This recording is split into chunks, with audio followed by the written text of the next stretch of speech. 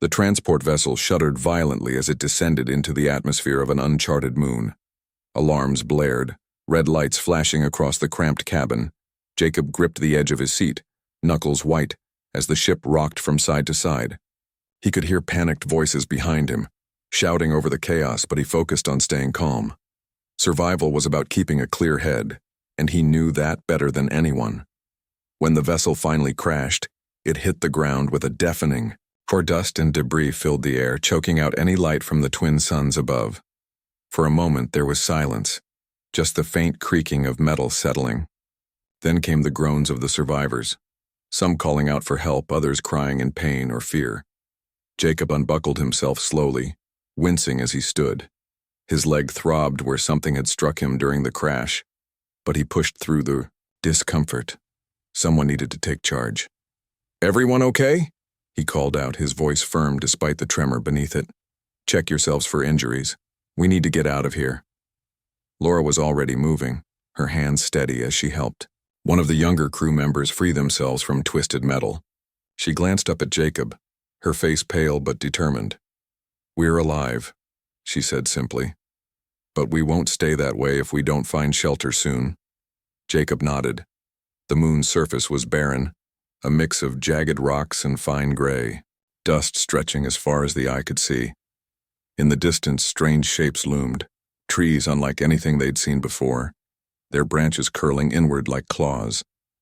There was no sign of civilization, no hint of rescue. They were alone. The group gathered what supplies they could salvage from the wreckage. Food rations were limited, water even more so. Jacob divided everyone into pairs, assigning tasks, scavenging for resources, setting up a temporary camp, and keeping watch for potential threats. It wasn't long before someone spotted movement near the edge of the forest. "There!" Ryan shouted, pointing toward the trees. A low growl echoed through the stillness, sending chills down their spines. Whatever it was, it sounded big and hungry. Jacob raised a hand, signaling for quiet. "Stay close," he ordered, "and don't provoke it." But as they approached cautiously, weapons drawn, they realized the creature wasn't attacking. Instead, it lay sprawled on the ground, its sleek fur matted with blood. Its golden eyes flickered weakly, watching them with a mixture of pain and curiosity. It looked like a wolf, but larger, its body shimmering faintly under the dim sunlight. "It's hurt," Laura whispered, stepping forward despite the warnings of the others. Her heart ached at the sight of the wounded animal. She knelt beside it, ignoring the murmurs of protest from the group. "It's not trying to attack us. Look, it's scared," Ryan snorted. "Scared? That thing could rip your throat out without thinking twice. Leave it, Laura. It's not our problem." Jacob hesitated, studying the creature carefully. It did seem injured, possibly dying. But there was something else, a sharp intelligence in its gaze that made him uneasy. Still, he couldn't deny the compassion in Laura's voice or the determination in her stance. "We'll give it a chance," he said finally, earning a glare from Ryan. "But if it becomes a threat, we deal with it. Understood?" Laura nodded, quickly, already pulling supplies from her pack. She tore strips of fabric to bind the creature's wounds, speaking softly as she worked. The alien wolf flinched at first, its growls growing louder, but it eventually stilled, allowing her to tend to it. By the time she finished, sweat dripped down her forehead and her hands were stained with its strange iridescent blood. "What are you going to call it?" Jacob asked later, standing a safe distance away as Laura sat beside the sleeping creature. She smiled faintly. "Kyle," she replied. "It feels right." Over the next few days, tensions within the group grew. Supplies dwindled, tempers flared, and arguments erupted over how best to survive. Most of the survivors avoided Kyle, distrustful of its presence. Some, like Ryan, openly resented Laura for wasting time and resources on it. But Jacob noticed something odd. Whenever predators lurked nearby, Kale seemed to sense them first. One night, when a pack of razor-toothed creatures crept into their camp, Kale woke with a start, baring its teeth in warning. The survivors barely had time to grab their weapons before the attack began. But Kale fought fiercely, driving the predators back with surprising speed and strength. By the time the fight ended, Kale was bleeding again, its earlier wounds reopened. Yet it stood tall, its golden eyes glowing with defiance. Ryan muttered curses under his breath, but even he couldn't deny the debt they now owed the alien wolf. Jacob watched silently, his thoughts swirling. Maybe Laura had been right all along. Maybe Kale wasn't just an animal. It was something more, something worth protecting. As the group settled back into uneasy sleep, Jacob made a silent vow. He would do whatever it took to keep them all alive, human and alien alike. The days dragged on, each one hotter and more grueling than the last.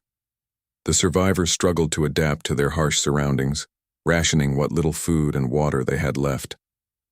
Laura spent most of her time caring for Kale, whose injuries were healing slowly, but surely. She talked to him as she worked, her voice soft and steady. Though Kale couldn't understand her words, he seemed to respond to her tone, his golden eyes following her every move. Jacob noticed the growing bond between them. At first, he'd been skeptical, even irritated by Laura's insistence on helping the alien wolf. But now he found himself watching them with a kind of reluctant admiration. Kale wasn't just surviving, he was thriving under Laura's care. And more than that, he was proving useful. During the night, when predators prowled near the camp, Kale stayed alert, his ears twitching at the slightest sound. More than once, his growls had woken the group in time to fend off an attack. Still, not everyone shared Jacob's growing respect for the creature. Ryan, in particular, remained hostile, his anger simmering just below the surface. He saw Kale as nothing more than a drain on their already scarce resources.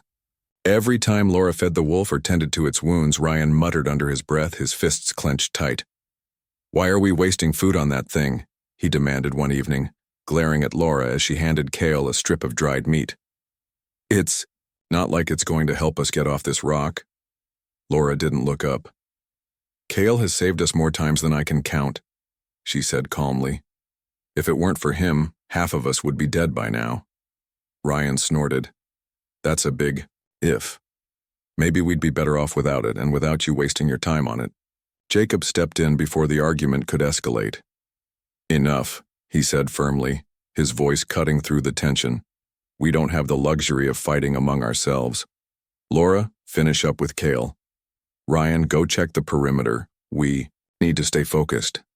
Ryan stalked off, muttering curses under his breath while Laura turned her attention back to Kale. Jacob watched her for a moment, then sighed and walked away. He didn't know what to think anymore. On one hand, Ryan had a point. They couldn't afford to waste resources. On the other hand, Kyle had proven itself invaluable. It wasn't just an animal. It was part of the group now, whether they liked it or not. As the days passed, Kale's role in the camp became even clearer. One afternoon, while the group was scavenging for supplies near the edge of the forest, they stumbled upon a patch of strange, glowing plants. Laura knelt to examine them, her brow furrowed in concentration. Before anyone could stop her, she plucked one of the plants and held it up to the light. "These might be edible," she said, excitement creeping into her voice. "If we can figure out how to prepare them, they could give us some extra nutrients." But as she reached for another plant, a low growl rumbled from behind her. Kyle stood a few feet away, his teeth bared, his hackles raised. Laura froze, confused, until she noticed the faint shimmer of venom dripping from the plant's leaves. Her eyes widened in realization. "Kyle knew," she whispered, turning to Jacob. "He was warning me." Jacob nodded grimly. "Looks like we owe him again." By now, even Ryan had to admit that Kale was worth keeping around, at least for the time being. But his resentment only grew stronger, festering like an open wound. He began spreading whispers among the group, planting seeds of doubt about Laura's priorities and Kale's loyalty. Some of the survivors listened, their fear and exhaustion making them vulnerable to Ryan's poisonous words. "We're running out of food," Ryan said one night, his voice loud enough for everyone to hear. "And yet we're feeding that thing like it's one of us. How long do you think we'll last if we keep this up?" A murmur of agreement rippled through the group. Laura clenched her fists, her face pale with anger. Kyle is the reason we're still alive, she snapped. If you've forgotten that, maybe you're the problem here. The argument escalated quickly, voices rising until Jacob had to step in again. That's enough, he shouted, his voice echoing across the camp. We're not doing this. We stick together, or we die alone. Got it? No one spoke after that, but the tension lingered, thick and heavy in the air. Jacob knew they couldn't keep going like this. Something had to change, and soon. The breaking point came a few days later when the group discovered an old communication tower in the distance. It was miles away, perched on a rocky hilltop, but it offered their best chance of sending a distress signal. They packed up their camp and prepared to make the journey, knowing it would be dangerous. The terrain was rough and predators roamed everywhere. Every step would be a risk. As they debated their plans, Ryan brought up the topic no one wanted to address. We can't take that thing with us, he said, pointing at Kale. It'll slow us down and we don't have the supplies to spare. Laura's heart sank. You can't be serious, she said, her voice trembling. Kale has done more for us than any of you realize. We can't just leave him behind. Ryan crossed his arms. Watch me. We're barely hanging on as it is. If we bring that wolf, we might as well dig our own graves. The group erupted into chaos, voices overlapping as everyone argued over what to do. In the end, it came down to a vote, and the majority sided with Ryan. Kale would be left behind. Jacob hated the decision, but he didn't fight it. As the leader, he had to prioritize the group's survival. Still, he couldn't meet Laura's eyes as they prepared to leave. She sat beside Kale, tears streaming down her face, whispering apologies he couldn't hear. When the group set out the next morning, Kale was nowhere to be seen. They'd left him near a riverbank, along with a small pile of food and water. Jacob glanced back once, guilt gnawing at him, but he forced himself to keep walking. Survival was all that mattered now, or so he told himself. But late that night, as the group settled into their new camp, Jacob heard footsteps approaching. He grabbed his weapon, ready to defend the group, but lowered it when he saw who it was. Laura stood there, her face streaked with dirt and determination. Behind her, Kale limped forward, his golden eyes glowing in the darkness. I'm not leaving him behind, she said, her voice firm despite the tremor beneath it. Not again. Jacob stared at her for a long moment, then nodded. He didn't say anything, but he didn't need to. Laura had made her choice, and somehow he knew it was the right one. Laura and Kale moved quietly through the barren landscape, their steps careful and deliberate. The moon's twin suns hung low in the sky, casting long shadows across the jagged rocks. Laura carried half of her rations in a small pack slung over her shoulder, leaving the rest behind for the group. She didn't look back as she walked, her focus entirely on the path ahead. Kale stayed close to her side, his golden eyes scanning their surroundings for danger. The journey was harder than Laura had expected. Her legs ached from the uneven terrain, and the heat pressed down on her like a heavy blanket. But she refused to slow down. Every step brought her closer to the communication tower, and to the others who had left Kale behind. She clenched her jaw, pushing aside thoughts of anger and betrayal. There would be time for that later. For now, survival was all that mattered. Kale seemed to sense her determination.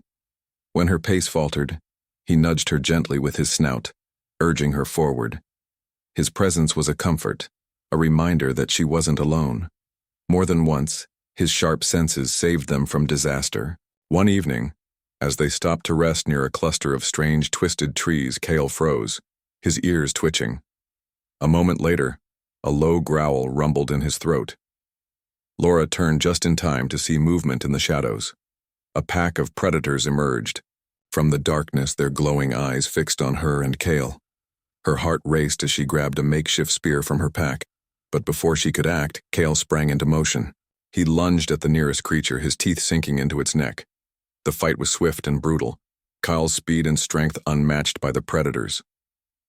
By the time it was over, the creatures had fled, leaving behind only silence. Laura knelt beside Kale, checking him for injuries. His fur was matted with blood, but none of it seemed to be his own. She let out a shaky breath, relief washing over her. You're incredible, she murmured. running a hand along his side.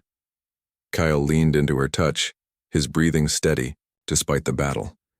Meanwhile, the rest of the group faced their own struggles. Without Kale's protection, they were vulnerable to attacks. Predators circled their camp at night, forcing them to stay awake in shifts. Supplies dwindled faster than expected, and tempers flared as exhaustion set in. Ryan grew increasingly reckless, blaming their misfortunes on abandoning Kale. "We should have kept him," he muttered one evening, pacing back and forth. "At least then we'd have some kind of guard." Jacob shot him a sharp look. "You were the one who wanted to leave him behind," he said, his voice tight with frustration. "Don't start acting like you care now." Ryan scowled but didn't respond. He knew Jacob was right, but that didn't stop the guilt gnawing at him. Every growl in the distance reminded him of what they'd lost and what they might never get back. The journey to the communication tower was slower than planned. The terrain was harsher than they'd anticipated, and the group often had to backtrack when paths proved impassable. Morale plummeted with each passing day. Arguments broke out frequently, voices rising in anger and desperation. Jacob did his best to keep everyone focused, but even he struggled to maintain hope. One night as they camped near a dry riverbed, Jacob heard something unusual, a distant howl, faint but unmistakable. He sat up quickly, his hand gripping his weapon. The sound came again, closer this time. His heart pounded as he scanned the darkness, unsure whether it was friend or foe. "Did you hear that?" he whispered to the others. Ryan frowned, his face pale in the dim light. "Sounds like... No, it can't be." Before anyone could respond, a shadow moved at the edge of the camp. Jacob tensed, ready to strike, but then he saw it. Kyle stepped into the firelight, his sleek fur shimmering faintly. Behind him stood Laura, her face streaked with dirt but her expression resolute. For a moment no one spoke. The group stared, in stunned silence, unable to believe what they were seeing. Finally, Jacob broke the quiet. "How did you find us?" he asked, his voice barely above a whisper. Laura shrugged, though there was a hint of pride in her smile. "Kyle led the way. He knows this place better than we do." Jacob glanced at Kale, who stood tall despite his obvious fatigue. The alien wolf's golden eyes glimmered with intelligence, and Jacob felt a pang of shame for ever doubting him.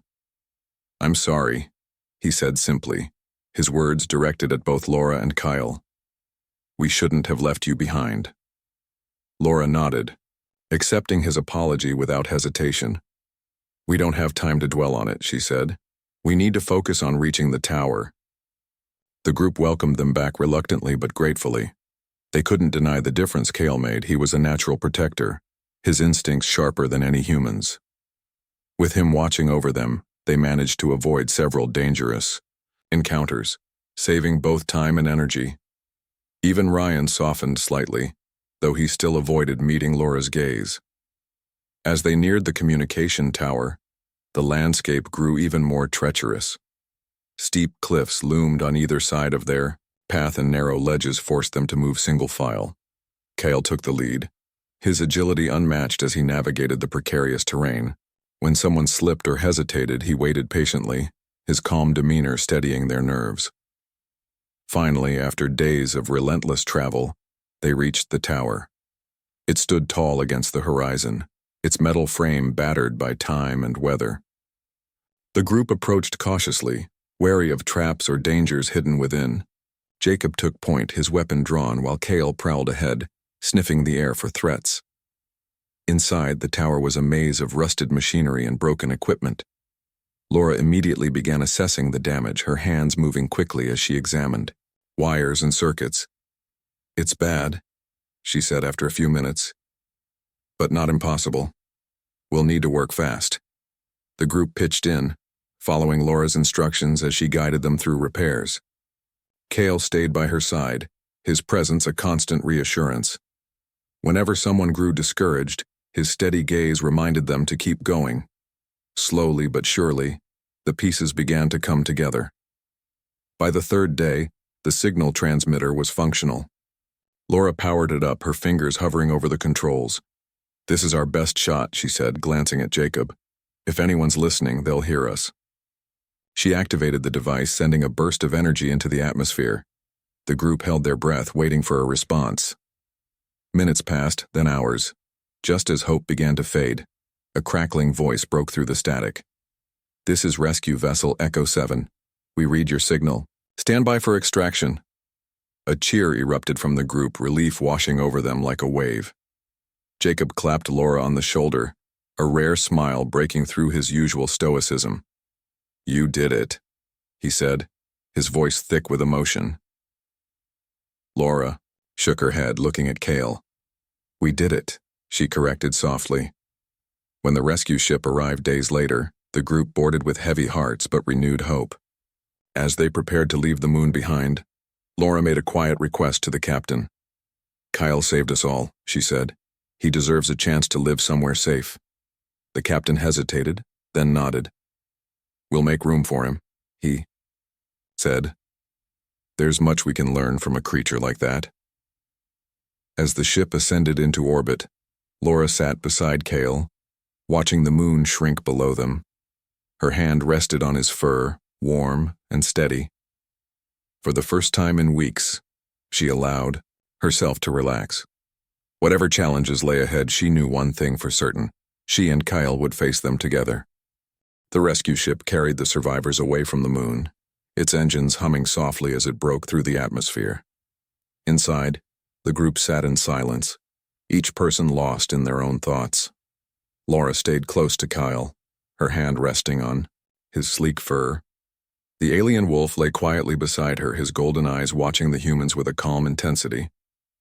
Though exhausted, he seemed alert, as if aware of the significance of this moment. Jacob stood near the window, staring out at the endless expanse of stars. He felt a strange mix of relief and guilt. Relief that they had survived, guilt for the choices he'd made along the way. Leaving Cale behind had been a mistake, a decision driven by fear and uncertainty. But Laura had refused to give up, and because of her, they were all alive. Jacob glanced at her, catching the faint smile on her face as she stroked Cale's side. He owed her more than he could ever repay. Ryan sat apart from the others, his arms crossed tightly over his chest. His expression was unreadable, but his body language spoke volumes. He hadn't said much since Laura and Cale rejoined the group, and when he did speak, his words were clipped and short. He avoided looking at either of them, his gaze fixed on the floor or the wall. Jacob noticed but didn't push him. Everyone dealt with guilt in their own way, and Ryan would have to find his own path forward. The captain of the rescue ship approached Laura after a while, his tone respectful but firm. "We'll reach Earth in about 3 days," he said. "Once we arrive, we'll need to run some tests on Cale. Nothing harmful, just standard procedures to ensure he's healthy and safe." Laura nodded, though her grip on Cale's fur tightened slightly. She trusted the captain, but the thought of anyone experimenting on Cale made her uneasy. "He's not just an animal," she said quietly. "He saved all of our lives." The captain gave her a small, reassuring smile. "I understand, and I promise you, we'll treat him with the respect he deserves. If anything, we owe him a debt we can never fully repay." Kyle tilted his head as if sensing the tension in Laura's voice. He let out a low rumble, nudging her hand gently. Laura smiled despite herself, scratching behind his ears. "You're right," she murmured. "We've come this far. We'll figure it out together." As the ship traveled through space, the group began to relax.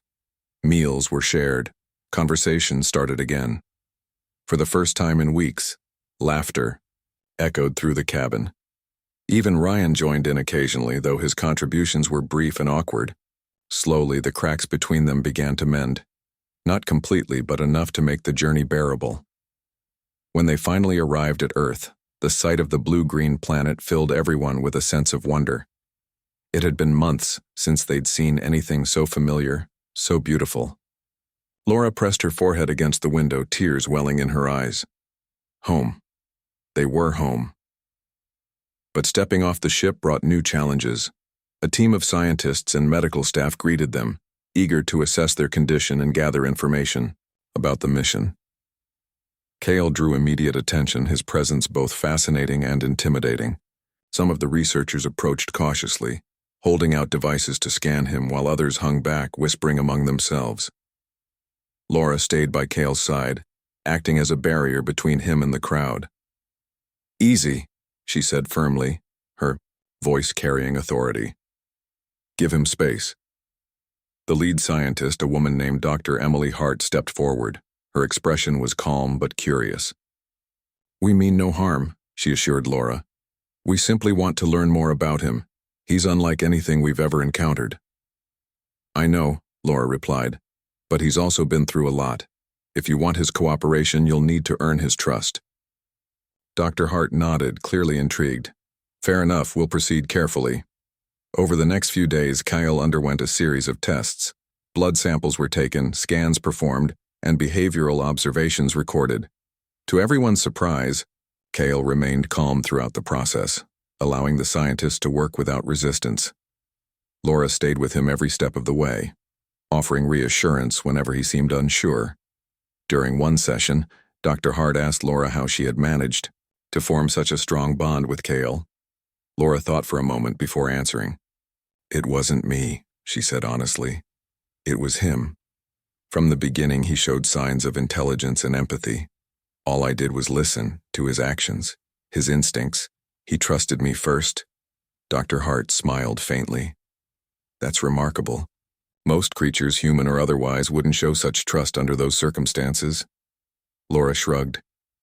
"Maybe that's why he survived. He adapted.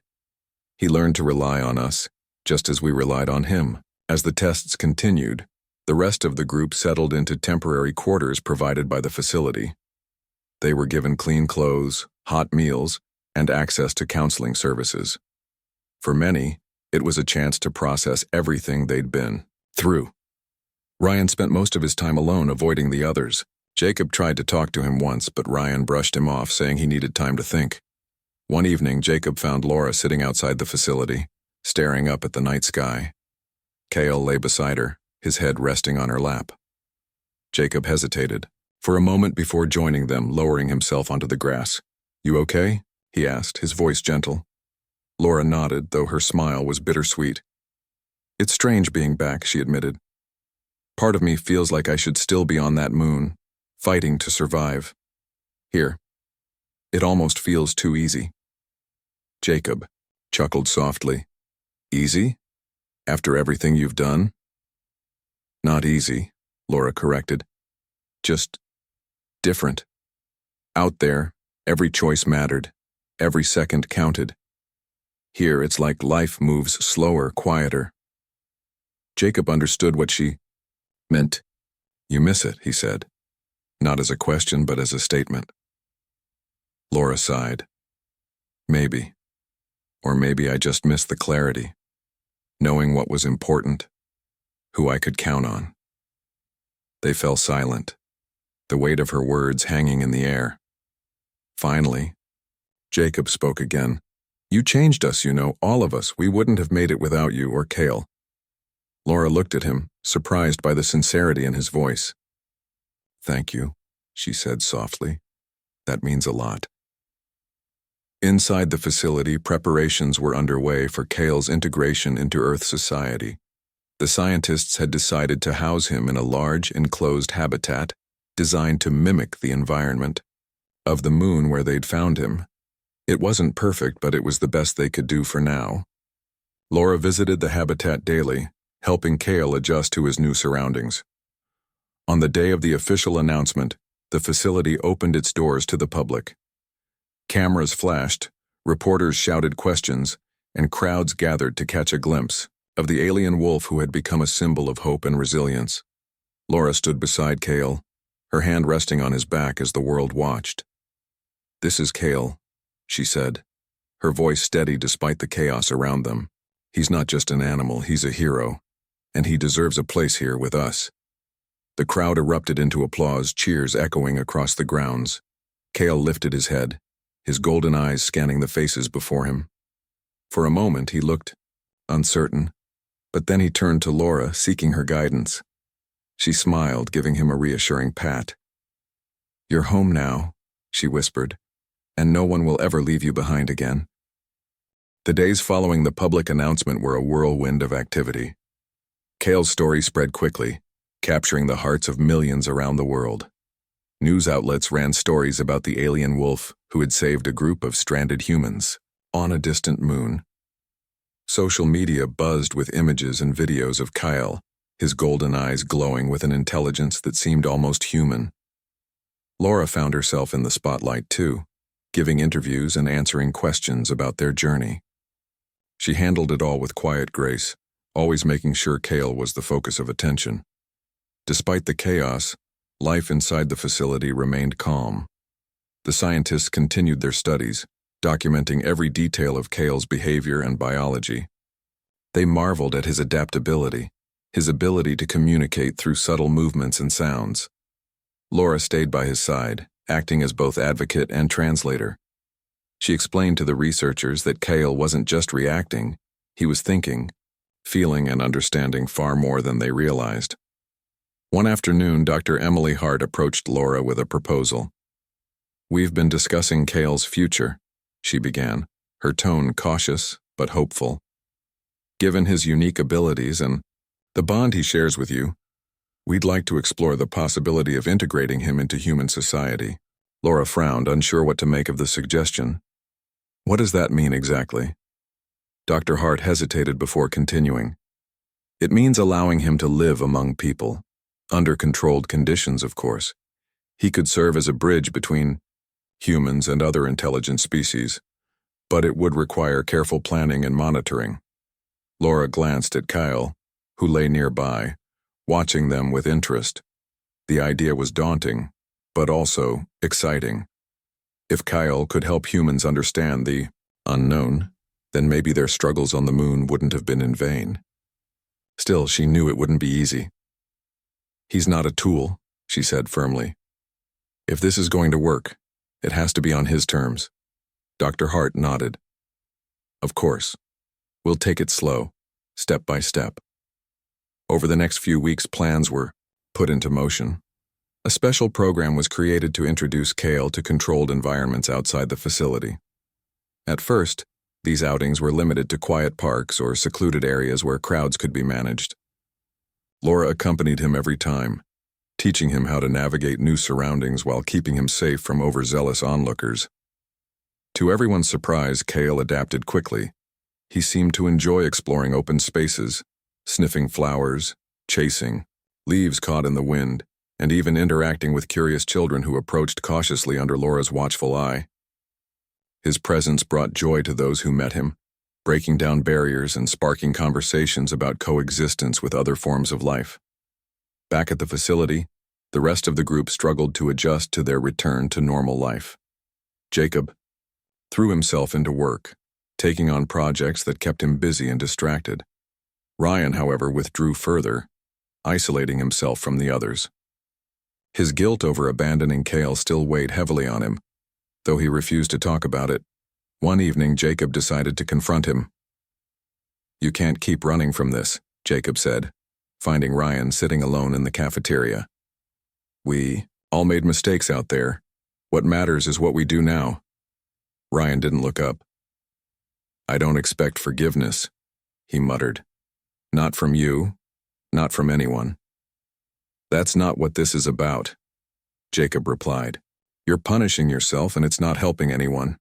Kale forgave us, or at least he moved past it. Maybe it's time you did the same."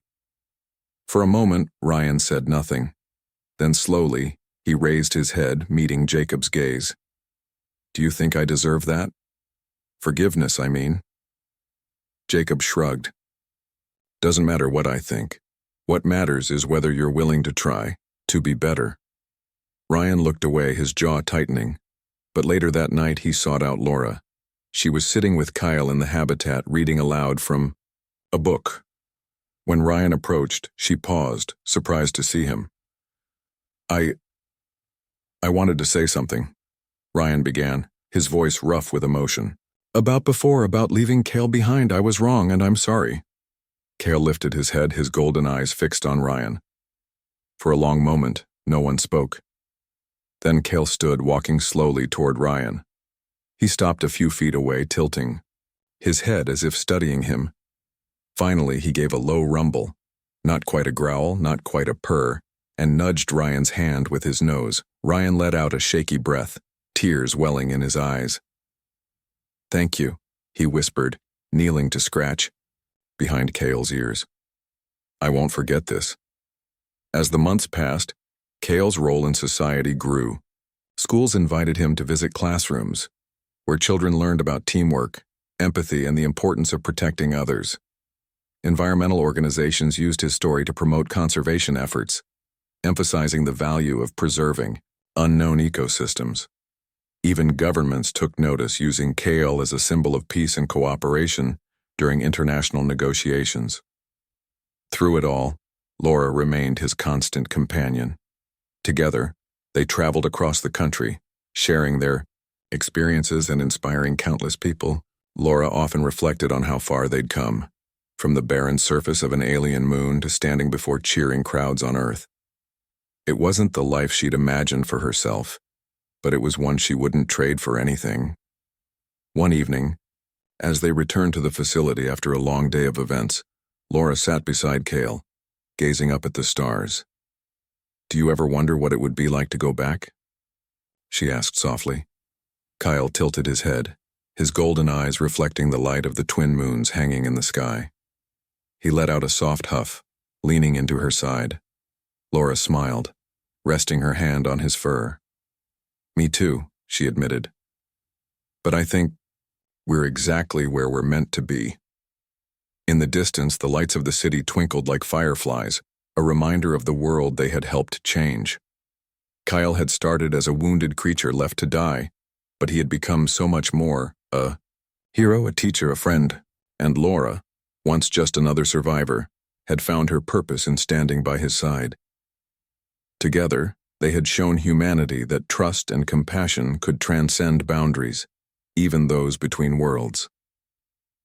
As they sat beneath the endless night sky, neither Laura nor Cale felt the need to speak. Their bond said everything words never could.